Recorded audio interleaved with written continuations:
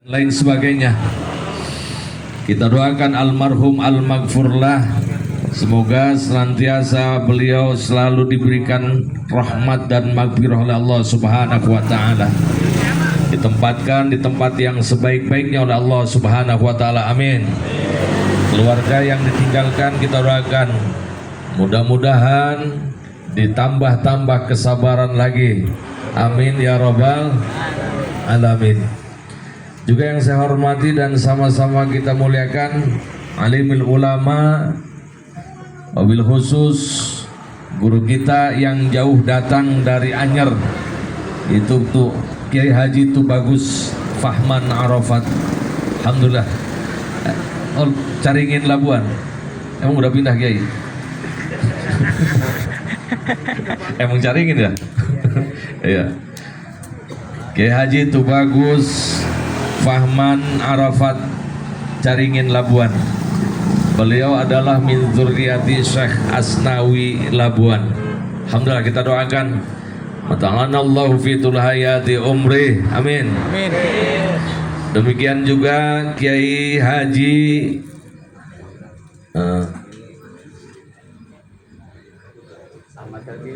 Sarbini. Kiai Haji Sarbini ini juga dari Anyer, Cilegon Cibeber. Kemudian Kiai Haji Ahmad Mubarak Anyer. Seluruh para kiai ngapunten, kalaupun tidak saya sebutkan satu persatu, insya Allah tidak mengurangi rasa hormat saya. Dan juga Tubagus Abdul Halim, alhamdulillah bisa hadir di tengah-tengah kita. Hadirin hadirat yang mudah-mudahan Allah muliakan. Pertama-tama marilah kita panjatkan puji syukur kehadirat Allah Subhanahu wa taala yang telah memberikan ribuan nikmatnya kepada kita, sehingga pada kesempatan malam hari ini kita bisa berkumpul bersama dalam rangka ikut mendoakan almarhum al-maghfurlah Abuya Majaji, yaitu tahlilan yang malaman ke-6. Hadirin hadirat yang mudah-mudahan Allah muliakan, kita doakan sekali lagi keluarga besar beliau yang ditinggalkan, semoga ditambah-tambah kesabaran lagi. Saya bukan ngajari terkait dengan ayat yang tadi, wabashshiris sabirin alladzina idza asabatuhum musibah ila akhiril ayah. Ini menurut riwayat pernah saya baca di salah satu kitab Sawi, Yai. Kitab Sawi itu tafsir Sawi, itu tafsir dari Jalalain. Di situ dikatakan riwayat asbabun nuzul ini diriwayatkan adalah ada Ummu Salamah. Ummu Salamah ditinggal wafat oleh suami beliau, yaitu Abu Salamah. Ummu Salamah ini berpendapat, punya keyakinan bahwa suaminya itu luar biasa baiknya, sehingga beliau Ummu Salamah seakan-akan berpikiran tidak akan ada lagi yang bisa menggantikan posisi suaminya. Ketika sudah ditinggal wafat, kemudian masa idahnya selesai, ternyata didatangi oleh baginda Rasulullah Sallallahu Alaihi Wasallam. Sebelum idah selesai, kata Rasulullah Sallallahu Alaihi Wasallam, ya Ummu Salamah, bacalah doa ketika tertimpa musibah, bil khusus diwafatkan suaminya. Kata Rasul, bacalah Allahumma ajirni fi musibati wakhlub li khairan minha. Kalau diartikan Allahumma, wahai Allah, ajirni, mudah-mudahan engkau memberikan pahala ni kepadaku, fi musibati, ing dalam musibahku, wakhlub li khairan minha, semoga engkau ganti kepadaku khairan, akan yang lebih bagus, minha, dari musibah itu. itu diberikan doa itu oleh baginda Rasulullah Sallallahu Alaihi Wasallam. Dalam pikir Ummu Salamah, ilo kan ada yang gantiin suami saya, sementara suami saya paling baik. Karena yang memberikannya baginda Rasul, akhirnya Ummu Salamah baca doa itu. Innalillahi wa inna ilaihi rajiun. Allahumma ajirni fi musibati wa khluq li khairan minha. Dibaca terus. Ternyata setelah idah selesai, dikhitbahlah oleh baginda Rasulullah Sallallahu Alaihi Wasallam. Ketika dikhitbah langsung, apakah nerima? Tidak. Ada beberapa persoalan yang disampaikan oleh Ummu Salamah. Ya Rasulullah, saya bukannya tidak nerima atas khitbah Rasul, tapi ada beberapa hal yang perlu saya sampaikan. Apa itu? Yang pertama, kata Ummu Salamah, saya sudah tua. Itu yang pertama. Terus ada lagi? Ada. Apa? Anak saya banyak. Ada lagi? Ada. Apa? Kata Ummu Salamah, saya cemburunya gede. Akhirnya dijawab oleh baginda Rasulullah SAW. Pertama, terkait dengan usia. Ummu Salamah, kamu sudah tua, saya pun sudah tua. Jadi tidak ada masalah usia. Kemudian yang kedua, anaknya banyak. Ya Ummu Salamah, percayalah, anakmu adalah anakku juga. Yang nomor tiga, masalah cemburu besar. Insya Allah ketika Ummu Salamah nikah dengan saya, kata baginda Rasul, insya Allah cemburunya akan dinetralisir oleh Allah Subhanahu wa Ta'ala. Sehingga Ummu Salamah pada saat itu dipersunting dan dinikahi oleh baginda Rasulullah Sallallahu Alaihi Wasallam. Sehingga wakhlub li khairan minha, semoga engkau ya Allah memberikan pengganti yang terbaik li kepadaku minha, dari musibah itu. Ternyata fakta di riwayat Ummu Salamah ini jelas, diwafatkan suaminya, kemudian digantikan oleh yang lebih baik. Siapa itu? Yaitu baginda Rasulullah Sallallahu Alaihi Wasallam. Karena itu saya juga berpesan kepada keluarga besar nih, sering-sering baca doa ini, Kang Nawawi. Allahumma inna lillahi wa inna ilaihi rajiun. Allahumma ajirni fi musibati wa khulub li khairan minha. Maaf Umi, lain ngajaran titah cepet-cepet kawin lain. Lain ngajaran cepet-cepet kawin. Iya mah keur nyaritakeun riwayatnya Kiai. Keur nyaritakeun riwayatnya gitu tahu Ummu Salamah. Persoalan musibah musibah itu adalah sesuatu yang tidak mengenakan hati. Bukan terkait kematian saja, bukan terkait dengan kewafatan seseorang saja. Sesuatu yang tidak mengenakan hati itu juga musibah.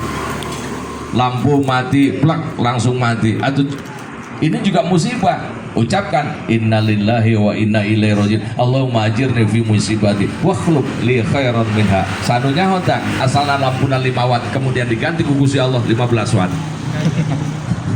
Lebih bagus. Asalna lampuna biasa-biasa baik, diganti ku Gusti Allah jadi lampuna merekna pilih. Jadi khairan minha. Ma'asyiral muslimin yang mudah-mudahan Allah muliakan. Jadi ini tidak ada tenggang waktu. Tidak ada bahasanya expired ya.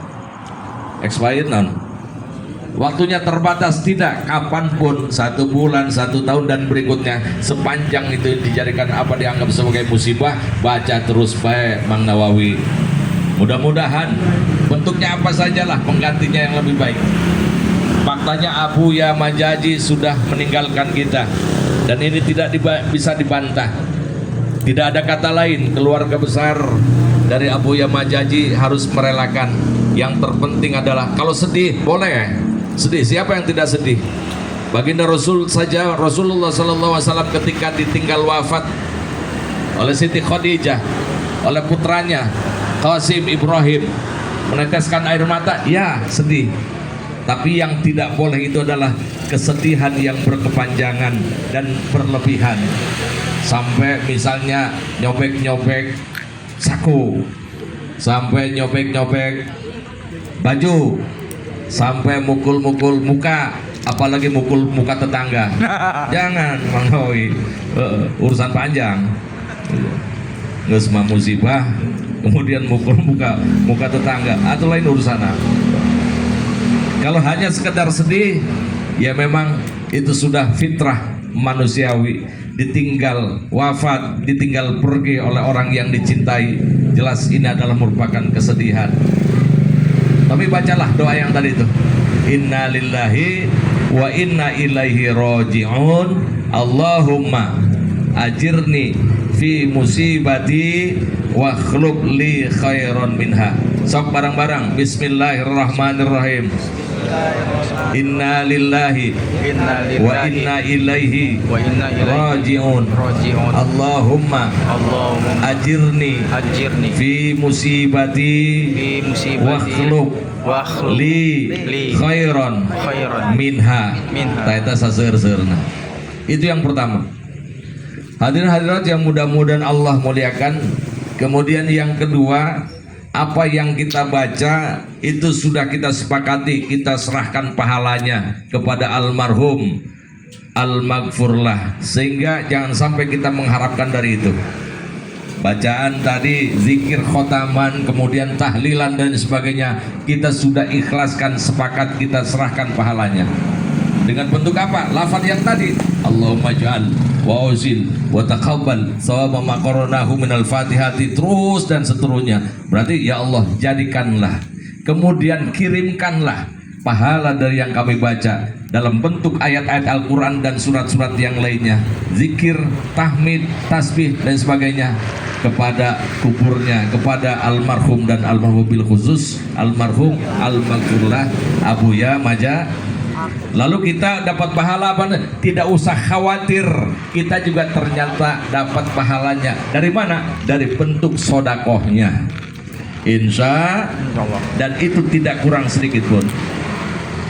Hadirin hadirat yang mudah-mudahan Allah muliakan, ini luar biasa terkait dengan Abah Majaji. Saya ketika beliau mendiang masih hidup, ada satu pengalaman yang saya jujur tidak bisa lupa.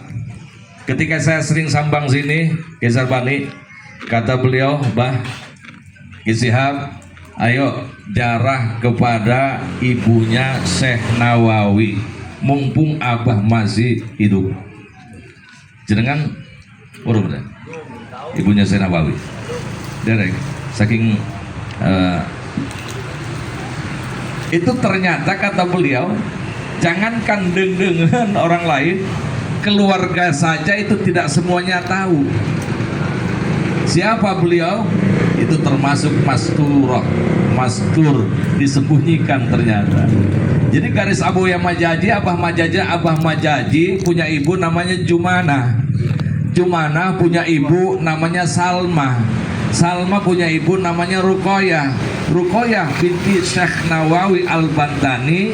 Dan dari garis ibu Syekh Nawawi itu ternyata ibunya adalah Siti Jubaidah binti Pangeran Muhammad Singarajan. Makanya di pundi, di mana makamnya? Makamnya di Pontang, pemakaman Singarajan. Itu saya diajak sama beliau, sama Abah, ayo Kiai, mumpung Abah masih ada, ke sana. Alhamdulillah, ternyata itu puncennya biasanya zuhur pulang biasa Kiai. Ketika kami datang asar, itu kuncen masih ada. Kata kuncen, ini siapa yang datang? Itu kuncen gak bisa pulang, biasa pulang zuhur, ini enggak. Mundar mandir makam musola. Akhirnya kami datang saat itu, kemudian ditanya sama beliau, Abah saking pundi? Sasak, kata Abah. Terus mau jarah ke siapa? Mau jarah ke Siti Jubaidah. Ditanya silsilahnya itu Abah. Ngapunten Pak, silsilah coba. Itu Abah sebutkan, tek. Baru kuncinya nangis di bawah jarah. Dan ternyata nisannya itu diikat pakai kain putih, sehingga nama yang tertera di situ tidak terlihat ya. Dan ada satu bukan kejanggalan, wallahualam ini hikmahnya apa, nuktahnya apa, yang tertera di silsilah itu adalah Jubaidah, Siti Zubaidah. Tapi tertera di lisan ternyata bukan Siti Zubaidah, tapi Siti Juaidah. Siti Juaidah binti Pangeran Muhammad Singaraja. Sama inilah mungkin sekeliput disembunyikan. Karena itu setiap malam Jumat di pemakaman Singarajan ini sering banyak sekali yang jarah ke siapa? Ke Pangeran Muhammad Singarajan, yaitu kakek dari Syekh Nawawinya, abahnya dari Siti Jubaidah. Sementara Siti Jubaidah sendiri itu dilewat-lewat aja dia, dilewat-lewat saja.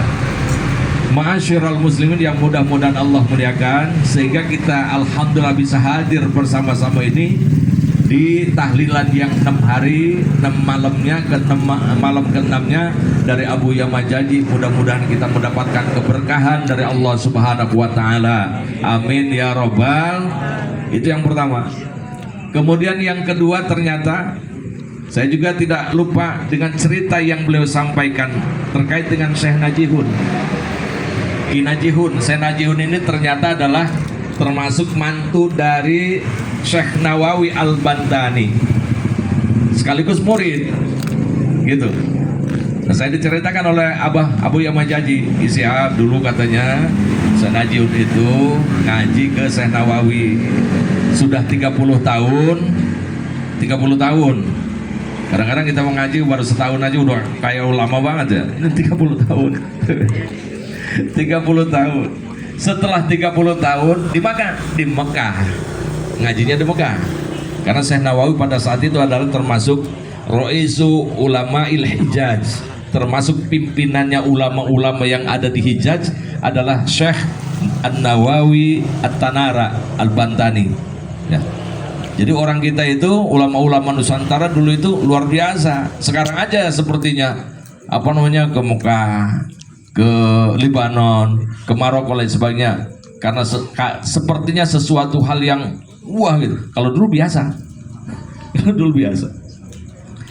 Nah, Syekh Najihun itu izin sama Syekh Nawawi, Mbah, kalau sampun mondok 30 tahun, tapi kayaknya nggak bisa apa-apa. Saya mendingan pulang aja lah, pulang saya kesasak. Kata Syekh Nawawi, jangan, Abah juga dulu gitu. Sekarang gini aja, kamu nanti malam hari kamu toab, sholat 2 rakaat, kemudian toab, muterin Ka'bah. Ketika kamu toab kemudian menemukan binatang apapun, tangkap. Kata Syekh Nawawi, oke Bah.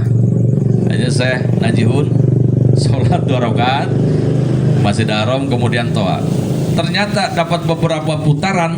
Ini riwayat disampaikan oleh Imam Bajaji ke saya ya, Abu Bajaji. Dapat beberapa putaran itu Syekh Najihun menemukan seekor kucing. Wah, ini kucing. Ditomplok ya kucing itu. Ternyata yang kena cuma buntutnya doang. Atau buntutnya kena dipegang kewok ya, ngagegel si kucing. Gigit apa yang digigit? Lehernya. Mangganing sementara Syekh Najihun itu ada bisulnya di leher, digigit sama kucing. Kamu waktu itu darah ocor-ocoran. Bisulnya di samping digigit, ternyata di belakang itu serasa ada yang mukul, pentang, pingsan lah Syekh Najihun. Pingsan. Setelah itu beberapa lama pingsan, kucing lepas. Akhirnya dibersihkan, pulanglah Syekh Najihun ke Syekh Nawawi sambil ngerasa wah gagal ini, karena binatang yang ada di situ yang ditomplok ternyata tidak bisa kena. Datang ke Syekh Nawawi, kata Syekh Nawawi, ya Najihun gimana? Sambil senyum Syekh Nawawi, gagal Bah. Apa yang kamu temukan? Saya nemukan kucing, cuman ketika saya tomplok cuman dapat buntutnya dong, itu lepas karena gigit. Kata Syekh Nawawi, kamu paham nggak siapa yang berwujud kucing itu? Enggak Kiai, kalau kamu pengen tahu, yang berwujud kucing itu adalah itu Nabiullah Khidir alaihissalam, balian bil makan. Kenapa kamu itu digigit? Nah, menggigit itu ternyata adalah proses memasukkan ilmu kepada Syekh Najinun. Pertama, bisulnya itu yang ada tadinya bisul itu langsung kempes dan sembuh. Yang kedua, dengan proses digigit itu ternyata Nabiullah Khidir alaihissalam memasukkan ilmu secara langsung kepada Syekh Najinun, sehingga Syekh Najinun itu terkenal sebagai sekretarisnya Syekh Nawawi Al-Bantani, kemudian dinikahkan kepada cucunya yaitu Nyi Salma. Ngeten ya? Di mana Nyi Salma? Alhamdulillah saya diajak oleh beliau, oleh Abu Hema Jaji Jarah di Syekh Najihun, kemudian ke Nyi Salma yang arahnya ke Mauk sana, ke mau ke Tanjung Kait ya, ke Mau Barat. Nggih, seingat saya yang banyak perahu-perahu gitu. Alhamdulillah saya sudah hadirin hadirat yang mudah-mudahan Allah muliakan. Saya kira saya tidak mau panjang-panjang lebar lah, intinya bahwa saya merasa alhamdulillah, merasa bahagia bisa hadir di tengah-tengah keluarga besar almarhum Al-Maghfurlah. Sekali lagi kita doakan mudah-mudahan almarhum Al-Maghfurlah senantiasa diberikan maghfirah rahmat Allah Subhanahu wa taala. Cuman satu diantaranya yang lain juga, saya pernah disampaikan gini sama guru saya dalam berdoa ya, kalau misalnya kepada sesama atau misalnya kepada yang bawah ya silakan saja Allahumma gfirlahu warhamhu wa'afihi wa dan seterusnya gitu Mbak ya. Tapi kalau misalnya kepada seseorang yang levelnya tinggi, itu kata guru saya, masanya kita bicara, misal kita jarah ke Sultan Maulana Hasanuddin, kemudian kita bilang Allahumma gfir lahu warhamhu, kata Saibul Makbarah siapa belum. Makanya kata guru saya, katanya kalau misal levelnya kita ziarah, justru dengan ziarah itu kita tawasul berwasilah, kata guru saya, katanya ungkapannya diganti. Di mana gantinya? Bagaimana caranya? Digantinya adalah Allahumma gfir li bihi, Allahumma gfir lana bihi, warhamna bihi. Jadi Allahumma gfir li bihi, ya Allah semoga engkau mengampuni li kepadaku, bihi dengan sebab sahibul maqam, dan seterusnya dan seterusnya. Jadi kalau misalnya kita Allahumma gfir lahu warhamhu wa'afi wa'fu, itu rada songong. Levelnya jauh di atas kita malah doakan ya Allah mudah-mudahan ampunin dosanya, seakan-akan kita nganggap beliau-beliau itu berdosa gitu.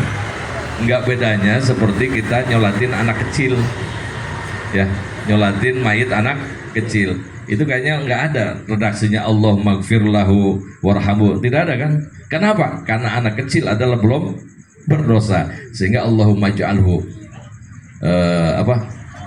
faradan wa zukhran dan seterusnya gitu. Ya Allah semoga engkau jadikan bahwa mayit anak laki-laki ini sebagai penebus dari kedua orang tuanya, kemudian dan juga sebagai simpanan pahala bagi kedua orang tuanya. Tidak mengungkapkan Allahumma gfir lahu warhamhu wa'afi dan seterusnya. Kenapa? Karena anak kecil itu masih suci. Saya kira itu saja yang saya sampaikan.